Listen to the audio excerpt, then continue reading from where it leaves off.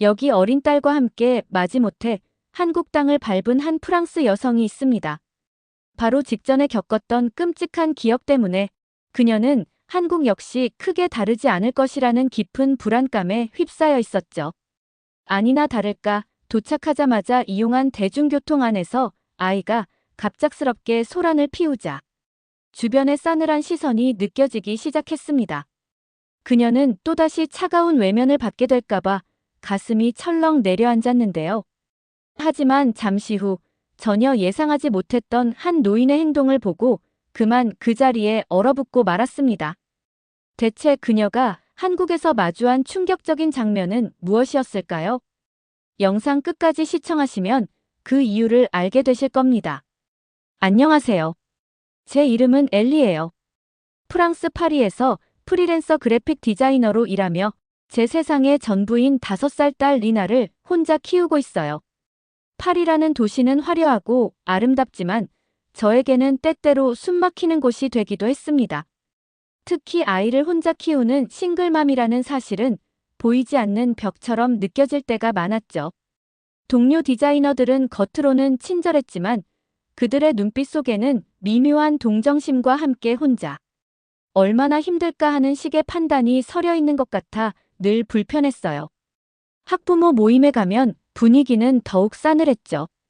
다른 엄마들은 자기들끼리 무리지어 있었고 저에게는 형식적인 인사 외에는 쉽게 말을 걸지 않았습니다. 마치 제가 그들의 안정적인 세계에 속하지 않는 이방인이라도 되는 듯한 그 어색한 거리감은 매번 저를 작아지게 만들었어요.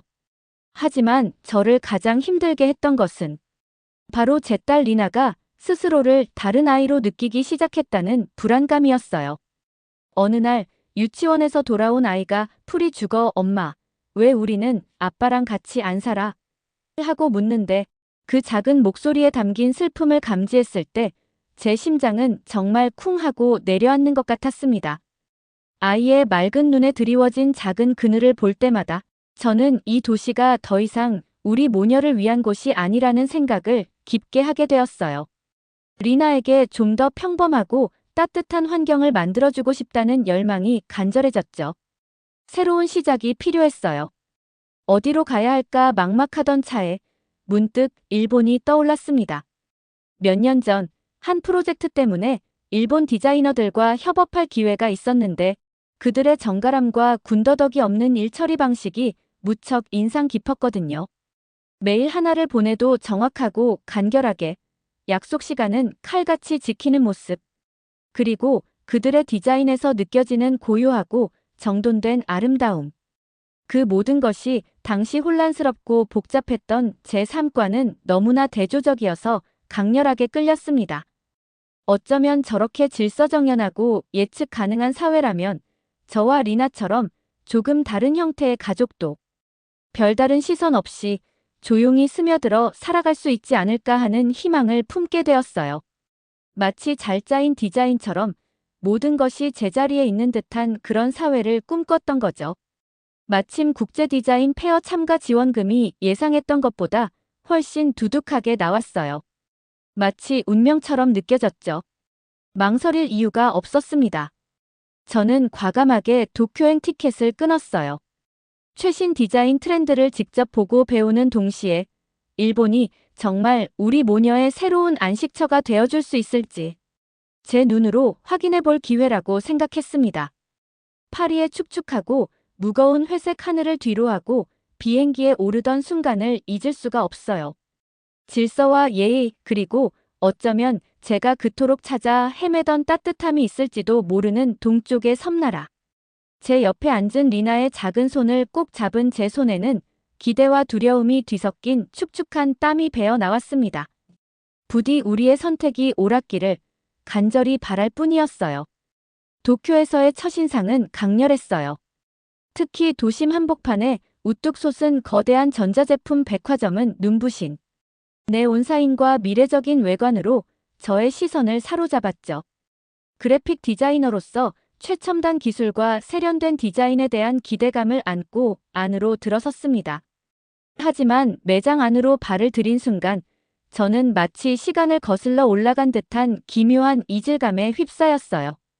분명 입구에서는 최신형 스마트폰과 눈부신 AK TV가 화려하게 빛나고 있었는데 조금 더 안쪽으로 들어가니 믿기 힘든 광경이 펼쳐졌습니다. 최첨단 디스플레이 바로 옆에는 먼지가 뽀얗게 쌓인 팩스머신이 버젓이 전시되어 있었고 날렵하고 세련된 노트북 진열대 건너편에는 크고 투박한 구형 캠코더와 심지어 지금은 거의 찾아보기 힘든 MD 플레이어까지 자리를 차지하고 있었어요. 혁신적인 기술과 미니멀한 디자인을 기대했던 저의 눈에는 이 모든 것이 마치 낡고 정체된 아날로그 제국의 유물처럼 보였습니다. 일본의 디자인하면 떠올렸던 세련됨과 효율성은 온데간데 없고 과거와 현재가 어색하게 뒤섞인 혼란스러운 모습에 적잖이 당황했죠.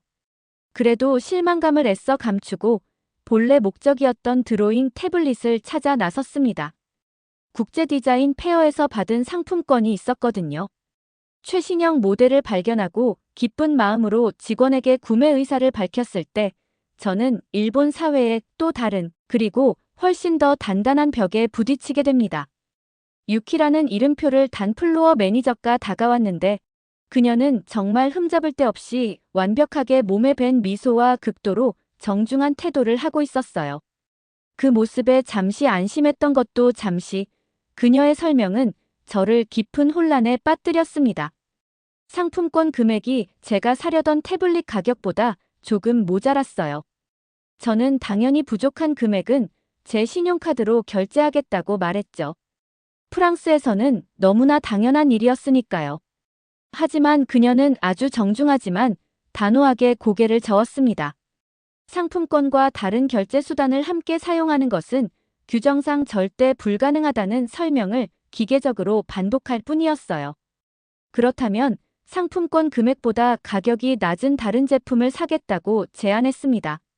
하지만 이번에는 상품권 금액과 제품 가격이 정확히 일치해야만 구매가 가능하며 잔액을 거슬러 줄 수 없다는 도무지 제 상식으로는 이해할 수 없는 규칙을 내세웠습니다. 황당함에 그럼 거스름 돈은 포기하겠다고 그냥 상품권 금액만큼만 사용하게 해달라고까지 말했지만 그녀의 대답은 변함이 없었어요. 얼굴에는 조금의 동요나 미안함조차 비치지 않은 채 그저 상냥한 미소를 유지하며 규정상 불가능하다는 입장만 되풀이했습니다. 그녀의 완벽한 미소 뒤에는 어떤 감정도 유연성도 존재하지 않는 오직 강철 같은 규칙의 벽만이 느껴졌습니다. 저는 마치 눈에 보이지 않는 투명한 벽에 계속해서 부딪히는 것처럼 깊은 무력감과 좌절감을 느꼈어요. 최첨단 기술을 파는 곳에서 이렇게 비효율적이고 비합리적인 시스템이 작동하고 있다는 사실이 믿기지 않았습니다. 결국 저는 아무것도 사지 못한 채 마치 거부당한 사람처럼 차가운 유리문 밖으로 밀려나듯 백화점을 나올 수밖에 없었습니다. 손에 쥔 상품권은 그저 무용지물인 종이 조각처럼 느껴졌고 일본에 대한 저의 첫인상은 산산조각 나버렸어요. 그 순간 깨달았죠. 제가 기대했던 질서정연함은 어쩌면 유연성 없는 경직됨의 다른 이름일지도 모른다는 것을요. 백화점에서 겪었던 황당하고 불쾌한 일 때문에 기운이 쭉 빠졌어요. 잔뜩 지친 저와 달리 제 딸은 점심때를 놓쳐 배가 고프다며 칭얼거리기 시작했죠. 아이를 달래야겠다는 생각에 저희는 백화점 근처에 있는 작고 아담해 보이는 식당으로 들어갔습니다. 일본에서의 첫 식사였기에 조금은 긴장하면서도 내심 기대를 품고 있었어요. 입구에서는 켄지라는 이름표를 단 젊은 직원이 저희를 맞이했어요. 거의 허리가 꺾일 정도로 깊이 숙여 인사를 하는데 얼굴에는 조금 과하다 싶을 정도로 밝고 환한 미소를 띠고 있었죠. 그 극진한 친절함에 조금 전 백화점에서 상했던 마음이 눈 녹듯 사라지는 듯 했습니다. 역시 일본은 서비스 정신이 투철하다는 막연한 인식이 다시 고개를 드는 순간이었죠. 그의 추천을 받아 생선 정식을 주문했어요. 하지만 잠시 후 나온 음식은 제 기대와는 많이 달랐습니다. 생선은 특유의 향이 너무 강했고 간도 제 입맛에는 조금 짰어요. 무엇보다 제 딸은 거의 입에 대지 못하고 인상을 찌푸렸습니다. 아이는 결국 밥과 곁들여 나온 작은 새우튀김 몇 조각만 깨작거릴 뿐이었죠. 배고픈 아이가 안쓰러워 저는 조심스럽게 그 직원에게 다가갔습니다. 혹시 제 딸을 위해 튀김만 조금 더 추가로 주문할 수 있을지 번역 앱과 서툰 몸짓을 섞어 물어보았습니다. 순간 방금 전까지 얼굴 가득했던 그의 미소가 아주 미묘하게 하지만 분명히 옅어지는 것을 느꼈어요. 그는 잠시 시선을 다른 곳으로 돌리며 메뉴에는 없는 것이라 확인이 필요하다는 식의 애매한 답변만 늘어놓았습니다. 그의 눈빛에서 스치는 아주 찰나의 당혹감 혹은 불쾌감 같은 것을 저는 분명히 보았습니다. 왠지 모를 불안감이 엄습했죠. 그의 모호한 태도에 답답함을 느껴 혹시 추가 주문이 정말 불가능하다면 괜찮으니 명확히 알려달라는 의사를 번역 앱을 통해 다시 한번 전달했어요. 그러자 그는 마지못해 아주 잠깐이지만 못마땅한 기색을 숨기지 못하고 주방으로 들어갔습니다. 잠시 후 그가 가져온 튀김 접시를 보고 저는 할 말을 잃었습니다. 튀김은 누가 봐도 성의 없이 마치 일부러 망친 것처럼 보였어요. 튀김옷은 거무죽죽하게 기름에 흠뻑 젖어 있었고 심지어 어떤 것은 새우 없이 밀가루 반죽만 튀겨져 있더군요. 그 모습에 실망했지만 더 끔찍한 일은 그 다음에 일어났습니다. 튀김 옆에는 작은 소스 종지가 놓여 있었는데 겉보기에는 평범한 간장 같았어요. 아무것도 모르는 제 딸은 평소처럼 튀김을 그 소스에 푹 찍어 입에 넣었습니다. 바로 다음 순간 아이의 얼굴이 새빨개지면서 숨막히는 듯 격렬하게 기침을 쏟아내기 시작했어요. 너무 놀라 아이의 등을 두드려주며 소스 종지를 살펴보니 아찔한 예감이 현실이 되었습니다. 이전 식사 때 케첩인 줄 알았던 것이 매운 칠리 소스였던 기억이 스쳤는데 이번에는 달콤 짭짤한 간장처럼 보였던 것이 사실은 혀가 타들어갈 듯 매운 고추기름이었던 겁니다. 이건 명백한 의도적인 악이었어요. 아이를 향한 이런 행동에 온몸에 소름이 돋고 피가 차갑게 식는 것을 느꼈습니다. 계산을 하려는데 이번에는 계산서에 주문하지도 않은 음료 가격까지 교묘하게 포함되어 있었어요. 저는 너무 놀라고 화가 나서 떨리는 목소리로 직원에게 이 상황에 대해 특히 아이에게 준 매운 소스에 대해 항의하려 했어요. 하지만 그는 조금 전에 과한 친절은 온데간데 없이 완전히 무표정한 얼굴로 메뉴판에 작은 글씨만 손가락으로 가리킬 뿐이었죠. 어떤 설명도 사과도 없었습니다. 더 기가 막히고 서러웠던 것은 주변의 반응이었습니다. 식당 안에 다른 일본인 손님들은 약속이라도 한 듯 저희 쪽에서 완전히 시선을 돌려버리거나 심지어는 작게 혀를 차며 불쾌하다는 듯한 소리를 내기도 했습니다. 마치 이 모든 소란과 문제의 원인이 저와 제 딸에게 있다는 듯한 싸늘한 침묵과 무언의 압박감이 식당 전체를 감쌌어요. 누구 하나 나서서 중재하거나 심지어 무슨 일이냐고 묻는 사람조차 없었습니다. 그 순간 저는 깊은 배신감과 함께 이곳 일본에서는 더 이상 희망을 찾을 수 없다는 강한 확신을 느꼈습니다. 어떻게든 이곳을 빨리 떠나야 했어요. 일본에서의 마지막 밤은 그야말로 악몽 같았어요. 식당에서 겪었던 일은 단순한 불쾌함을 넘어 깊은 배신감으로 다가왔습니다. 친절하고 예의 바른 미소 뒤에 숨겨져 있던 그 서늘한 악의는 생각보다 훨씬 깊은 상처를 제 마음속에 남겼죠. 도쿄타워의 불빛마저 차갑게 느껴지는 밤이었습니다. 이대로 모든 것을 포기하고 파리로 돌아갈 수는 없었어요. 이미 파리에서 보이지 않는 차별과 시선 속에 상처받았던 제 딸에게 이곳 일본에서의 끔찍한 기억까지 더해줄 수는 없었습니다. 세상 어딘가에는 분명 우리 모녀를 편견 없이 따뜻하게 받아줄 곳이 있을 거라는 아주 희미한 희망의 끈을 참아 놓을 수가 없었죠. 저는 어떻게든 다른 길을 찾아야만 했습니다. 결국 저는 다음 날 아침 거의 도망치듯 짐을 챙겨 무작정 하네다 공항으로 향했습니다. 어디로 가야 할지 정해진 곳은 없었어요. 그저 이곳을 벗어나야 한다는 생각뿐이었죠. 공항의 거대한 출발 안내판 앞에서 저는 한참을 망설였습니다. 수많은 도시의 이름들이 눈앞에서 깜빡였지만 어느 곳 하나 선뜻 마음이 가지 않았어요. 그때 가장 빠른 시간대에 출발하는 서울 비행편이 눈에 들어왔습니다. 순간 망설임이 파도처럼 밀려왔어요. 일본 바로 옆에 붙어있는 나라. 지리적으로 이렇게 가깝다는 사실이 오히려 불안감을 증폭시켰습니다. 일본과 비슷하지 않을까? 겉으로는 친절하지만 속으로는 외국인을 배척하고 시스템은 경직되어 있으며 결국 또 다른 실망과 상처를 받게 되는 것은 아닐까 하는 두려움이 엄습했죠. 하지만 저에게는 더 이상 망설일 시간도 다른 뚜렷한 대안도 없었습니다. 어쩌면 가장 가까운 곳에 의외의 답이 있을지도 모른다는 신락 같은 기대, 혹은 자포자기와 비슷한 심정으로 저는 떨리는 손으로 서울행 티켓을 구매했습니다.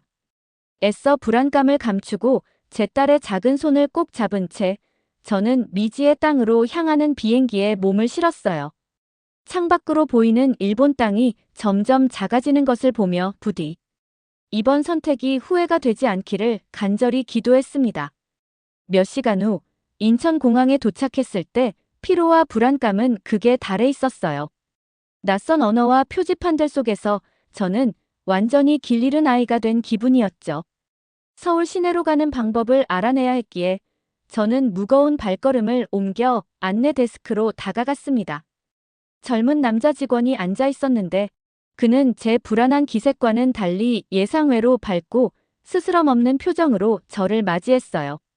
제가 더듬거리며 영어로 질문하자 그는 잠시 놀란 듯 했지만 이내 제 말을 주의 깊게 들어주었죠. 그리고는 복잡해 보이는 지도 위에 리무진 버스를 타는 곳을 명확하게 표시해 주었습니다. 그런데 그의 도움은 거기서 끝나지 않았어요. 그는 잠시 옆자리 동료에게 무언가 짧게 이야기하는 듯 하더니 자리에서 일어나 저를 데리고 직접 정류장 방향으로 몇 걸음 함께 걸어가며 손짓으로 위치를 다시 한번 확인시켜 주었습니다. 그의 행동에는 어떤 계산적이거나 의무적인 느낌보다는 정말로 낯선 이의 어려움을 해결해 주려는 순수하고 진솔한 마음이 느껴졌어요. 일본에서 경험했던 완벽하게 훈련되고 연출된 듯한 정중함과는 분명히 다른 종류의 따뜻함이었습니다. 하지만 그의 친절함에 잠시 안도했던 마음은 버스 정류장에 도착하자마자 다시 불안감으로 뒤덮였습니다. 이미 사방은 제법 어둑해져 있었고 시간도 꽤 늦은 시각이었어요. 순간 심장이 덜컥 내려앉았죠. 여성과 아이만 있는 밤 시간의 이동은 파리에서도 늘 긴장되는 일이었는데 하물며 모든 것이 낯선 이곳에서는 오죽할까요? 게다가 일본 식당에서의 끔찍한 경험 때문에 혹시 이 친절함 뒤에도 다른 의도가 숨겨져 있는 것은 아닐까 하는 의심이 스멀스멀 피어올랐습니다. 저와 제 딸을 일부러 위험한 상황으로 안내한 것은 아닐까 하는, 지금 생각하면 터무니없지만 그때는 진지하게 느껴졌던 끔찍한 상상까지 들었죠. 그러나 제 불안한 시선 끝에 펼쳐진 버스 정류장의 풍경은 제 모든 예상을 완전히 뒤엎었습니다. 정류장은 생각보다 훨씬 밝은 조명으로 환하게 빛나고 있었어요. 벤치에는 저처럼 혼자 아이를 데리고 있는 다른 엄마도 보였고 스마트폰을 보며 버스를 기다리는 젊은 여성들도 여러 명 눈에 띄었습니다. 심지어 주인이 잠시 자리를 비운 듯 보이는 여행 가방도 아무렇지 않게 놓여 있었죠. 사람들의 표정에는 파리의 밤거리에서 흔히 느껴지는 불안이나 경계심 대신 놀라울 정도의 평온함과 무심함마저 감돌았습니다. 머리 위 디지털 전광판에는 버스 도착 예정 시간이 분 단위로 정확하게 표시되고 있었고 주변은 깨끗하게 정돈되어 있었어요. 모든 것이 안전하고 잘 관리되고 있다는 느낌을 주었습니다. 어쩌면, 정말 어쩌면 한국은 제가 지레 짐작했던 것과는 전혀 다른 곳일지도 모른다는 작은 기대감이 불안으로 가득 찼던 제 마음 한구석에서 조심스럽게 피어오르기 시작했습니다. 서울로 향하는 리무진 버스 내부는 정말 쾌적하고 안락했어요. 좌석도 넓고 깨끗했죠. 가장 먼저 저를 놀라게 했던 것은 요금 지불 방식이었습니다. 버스에 오르면서 안내받은 대로 교통카드를 단말기에 가볍게 가져다 대니 삑하는 경쾌한 소리와 함께 순식간에 결제가 완료되었어요. 일본 백화점에서 상품권 한 장 쓰기 위해 그토록 애를 먹고 식당에서는 동전까지 세어가며 계산했던 기억이 떠올라 순간 허탈한 웃음이 나왔습니다. 이렇게 간편할 수가 있다니요. 자리에 앉으니 좌석마다 USB 충전 포트가 설치되어 있는 것이 눈에 띄었어요. 덕분에 방전 직전이던 제 휴대폰도 충전할 수 있었죠. 게다가 버스 안에서는 무료 와이파이가 끊김없이 제공되어서 이동하는 동안 밀린 이메일도 확인하고 필요한 정보도 검색할 수 있었습니다. 버스 앞쪽에 설치된 커다란 스크린에는 다음 정류장 이름과 함께 도착 예정 시간, 그리고 버스의 현재 위치가 실시간으로 표시되고 있었어요. 복잡한 도로 위를 달리고 있음에도 불구하고 버스는 스크린에 예고된 시간에 거의 정확하게 맞춰 다음 정류장에 도착하는 것을 보며 감탄하지 않을 수 없었습니다. 파리에서는 상상하기 어려운 정확성이었죠. 이 놀라운 시스템이 어떻게 가능한 건지 궁금해서 옆자리에 앉은 젊은 남자분에게 조심스럽게 시선을 보냈어요. 그는 IT 회사에 다닌다고 자신을 소개하며 제 궁금증에 대해 아주 열정적으로 설명해주기 시작했습니다. 한국의 모든 버스와 지하철, 심지어 신호등까지 통합된 교통정보망으로 실시간 연결되어 있고 인공지능이 수집된 데이터를 분석해서 최적의 경로와 가장 정확한 예상 도착 시간을 계산해낸다는 것이었어요. 그의 설명을 들으며 저는 마치 공상과학 영화 속에 들어와 있는 듯한 기분이 들었습니다. 그의 목소리에는 자국의 발달된 기술력에 대한 자부심이 가득 묻어났고 그 모습이 무척 인상 깊게 다가왔어요. 호텔 근처 정류장에서 내려 이번에는 목적지까지 가기 위해 시내버스로 갈아탔습니다. 퇴근 시간과 맞물렸는지 버스 안은 사람들로 꽤 붐볐어요. 그런데 신기하게도 그렇게 많은 사람이 타고 있음에도 불구하고 버스 안은 이상하리만치 조용했습니다. 순간 일본 지하철에서 경험했던 그 차갑고 숨막히는 침묵이 떠올라 가슴이 서늘해졌어요. 혹시 여기도 남에게 조금이라도 피해를 줄까봐 극도로 조심하는 분위기인 걸까 하는 불안감이 스멀스멀 피어올랐죠. 아니나 다를까 좁고 답답한 공간이 힘들었던지 제 딸이 칭얼거리며 몸을 뒤척이기 시작했습니다. 사람들이 힐끔거리는 시선이 느껴졌어요. 저는 또다시 일본 식당에서처럼 혹은 파리의 거리에서처럼 아이의 소란스러움에 대한 비난이나 차가운 눈총이 쏟아질까봐 잔뜩 긴장하며 아이를 달래려 애썼습니다. 하지만 제 예상은 완전히 빗나갔어요. 사람들은 제 딸을 향해 인상을 찌푸리기는커녕 오히려 온화한 미소를 보내주거나 아이가 움직일 수 있도록 슬쩍 자리를 비켜주는 등 배려하는 모습을 보였습니다. 그리고 정말 결정적인 순간이 찾아왔어요. 한 할아버지가 갑자기 자리에서 일어나시더니 제 딸에게 앉으라며 손짓을 하시는 겁니다. 그의 깊게 팬 주름진 눈에는 꾸짖음이나 불쾌감 대신 아이를 향한 따뜻한 연민과 이해가 담겨 있었어요. 저는 너무 놀라고 미안해서 괜찮다고 금방 내린다고 손사래를 쳤지만 할아버지는 막무가내로 자리를 권하셨고 제 딸은 뭐가 그리 좋은지 천진난만하게 그 자리에 덥석 앉아버렸습니다. 다른 사람들에게 불편을 끼칠 수도 있는 아이에게 오히려 자신의 자리를 선뜻 내어주는 모습. 프랑스에서도 그리고 특히 일본에서는 상상조차 할 수 없었던 그 광경 앞에서 저는 잠시 말문이 막혔습니다. 얼음장처럼 차갑게 굳어있던 제 마음 한구석이 서서히 아주 따뜻하게 녹아내리는 것을 느꼈어요. 이곳은 정말 무언가 다르다는 예감이 강하게 들었습니다. 호텔에 도착했지만 낯선 환경과 뒤바뀐 시차 때문인지 제 딸은 좀처럼 잠들지 못하고 계속 칭얼거리며 밖으로 나가자고 고쳤어요. 이미 밤이 꽤 깊었지만 낮 동안 경험했던 한국의 예상치 못한 안전함에 대한 작은 믿음과 무엇보다 아이를 달래고 싶은 마음에 저는 결국 아이의 손을 잡고 호텔 앞 작은 공원으로 나섰습니다. 혹시나 위험하지 않을까 하는 걱정이 마음 한편에 남아 있었지만 아이의 간절한 눈빛을 외면할 수는 없었죠. 공원에 들어선 순간 저는 또 한 번 놀랐습니다. 밤 10시가 넘은 시간이라고는 믿기지 않을 정도로 공원은 환하게 밝혀져 있었고 생각보다 많은 사람들이 있었어요. 가볍게 운동을 하는 사람들, 벤치에 앉아 조용히 담소를 나누는 연인들, 그리고 가장 인상적이었던 것은 놀이터에서 아직도 신나게 뛰어놀고 있는 아이들이었습니다. 파리에서는 상상하기 힘든 풍경이었죠. 놀이터 바닥은 넘어져도 충격을 흡수할 수 있는 푹신한 고무 재질로 덮여 있었고 낡거나 위험해 보이는 놀이기구는 하나도 없었어요. 모든 것이 잘 관리되고 있다는 느낌을 받았습니다. 더욱 신기했던 점은 몇몇 아이들은 부모나 보호자로 보이는 어른 없이 자기들끼리 깔깔거리며 놀고 있다는 사실이었어요. 저의 프랑스적인 사고방식으로는 도저히 이해하기 어려운 광경이었죠. 어떻게 이 늦은 밤에 아이들만 놀게 내버려 둘 수 있을까?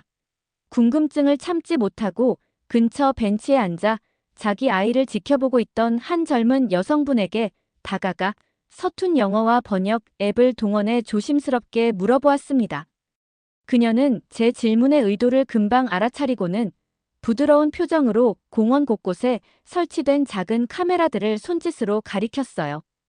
그녀의 설명을 종합해보니 이곳의 CCTV는 단순 녹화 기능만 있는 것이 아니라 인공지능 기술이 적용되어 아이들의 비명이나 넘어짐 혹은 낯선 사람의 의심스러운 접근 등을 자동으로 감지하고 즉시 근처의 관제센터나 경찰에 알리는 시스템이라는 것이었습니다. 기술의 발전이 사회적인 신뢰와 결합되어 이런 안전망을 구축했다는 사실이 놀라웠고 한편으로는 조금 부럽기도 했어요. 그녀의 설명에 안심하고 잠시 아이를 놀게 두고 목이 말라 근처 24시간 편의점에 잠깐 물을 사러 다녀왔습니다.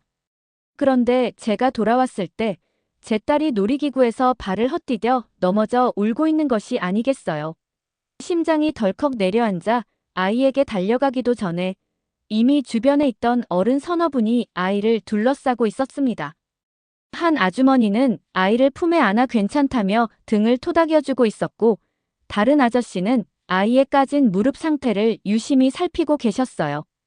그리고 정말 눈 깜짝할 사이에 어떤 젊은 남성분이 쏜살같이 달려와 소독용 물티슈와 아이들이 좋아할 만한 귀여운 캐릭터 반창고를 내밀었습니다. 방금 편의점에서 급히 사온 모양이었어요. 순식간에 벌어진 너무나도 일사불란하고 자연스러운 도움의 손길들에 저는 잠시 어안이 벙벙했습니다. 너무나 고마운 마음에 지갑을 꺼내 약값을 건네려 하자 그들은 하나같이 손사래를 치며 괜찮다는 표정을 지었습니다. 번역 앱을 통해 전달된 그들의 마음은 명확했어요. 아이들은 다치면서 크는 것이고 이런 상황에서는 서로 돕는 것이 당연하다는 것이었죠.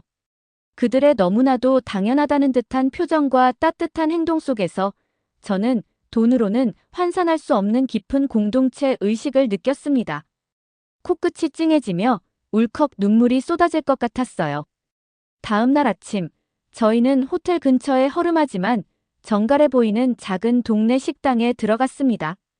어제 공원에서 느꼈던 따뜻함이 아직 가슴에 남아 있었지만 식당에 들어서는 순간 다시 약간의 긴장감이 밀려왔어요.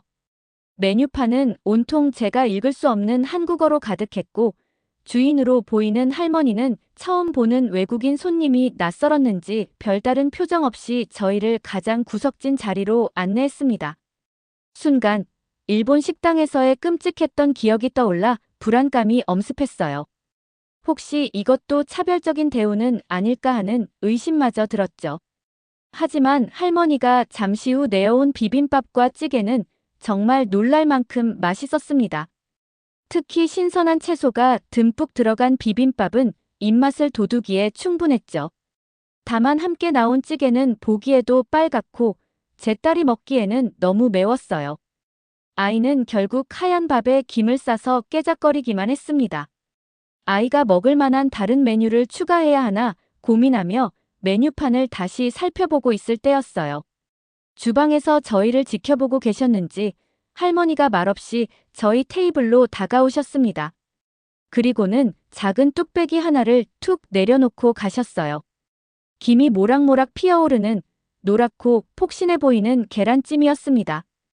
뿐만 아니라 아이가 사용하기 편한 작은 수저와 포크 세트, 그리고 조미김 몇 봉지까지 조용히 챙겨주셨어요. 할머니는 여전히 무뚝뚝한 표정이었지만 그 무심해 보이는 행동 하나하나에는 서툰 외국인 손님, 특히 어린아이를 향한 세심하고 깊은 배려가 고스란히 담겨 있었습니다. 식사를 마치고 계산을 할 때 저는 당연히 계란찜 가격까지 포함해서 지불하려고 했어요. 하지만 할머니는 손으로 계란찜을 가리키며 단호하게 고개를 저으셨습니다. 제가 돈을 더 내밀자 기어코 그만큼의 돈은 받지 않으셨어요. 아이가 먹은 것에 대해서는 돈을 받을 수 없다는 듯한 짧지만 강한 몸짓과 눈빛. 그 순간 저는 그 어떤 화려한 미사여구나 친절한 설명보다도 더 강력하게 한국의 정이라는 문화를 온몸으로 느꼈습니다. 무심한 듯 보이지만 속정이 깊고 당연하다는 듯이 베푸는 따뜻한 마음. 그 할머니의 마음 앞에서 저는 비로소 깨달았습니다. 제가 그토록 찾아 헤매던 곳이 바로 여기일지도 모른다고요. 완벽한 시스템이나 세련된 겉모습이 아닌 사람과 사람 사이에 진실된 온기와 배려가 살아 숨쉬는 곳. 어쩌면 이곳, 한국이라면 저와 제 딸이 상처를 치유하고 진정한 우리 집을 찾을 수 있을지도 모른다는 강한 예감이 들었습니다. 여러분, 오늘 우리는 파리에서의 외로움과 차가운 시선을 뒤로하고 새로운 시작을 꿈꿨던 엘리 씨와 사랑스러운 딸 리나의 용감하고도 가슴 뭉클한 여정을 함께 따라가 보았어요. 질서정연함과 세련됨을 기대했던 일본에서는 오히려 경직된 시스템과 예측 불가능한 차가움에 부딪혀 깊은 실망과 상처를 안고 말았죠. 모든 희망을 내려놓아야 하나 고민하던 순간 마지막으로 발걸음을 옮긴 한국에서 엘리 씨는 전혀 예상치 못한 순간들을 마주하게 됩니다. 처음에는 낯선 환경과 언어, 그리고 이전의 상처 때문에 불안감이 가득했지만 공항 직원의 진솔한 친절, 늦은 밤에도 안심하고 아이를 데리고 나갈 수 있었던 공원의 안전함, 그리고 무엇보다 버스에서 자리를 선뜻 내어주신 할아버지, 넘어진 아이를 자신의 아이처럼 걱정하고 도와준 이름 모를 이웃들, 말없이 따뜻한 계란찜을 내어주신 식당 할머니의 모습 속에서 엘리 씨는 진정한 정과 사람 사는 온기를 느끼게 되었어요.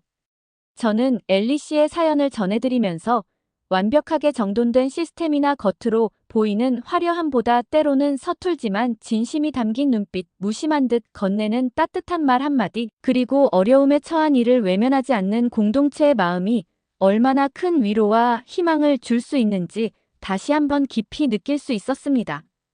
엘리 씨와 리나가 한국에서 겪은 이 소중한 경험들이 부디 그들의 지친 마음에 따스한 위안이 되었기를, 그리고 이곳에서 진정한 우리 집을 찾을 수 있기를 진심으로 응원하게 되네요. 오늘 엘리 씨의 이야기에 귀 기울여 주시고 영상 마지막까지 함께 해주신 모든 분들께 진심으로 감사드립니다.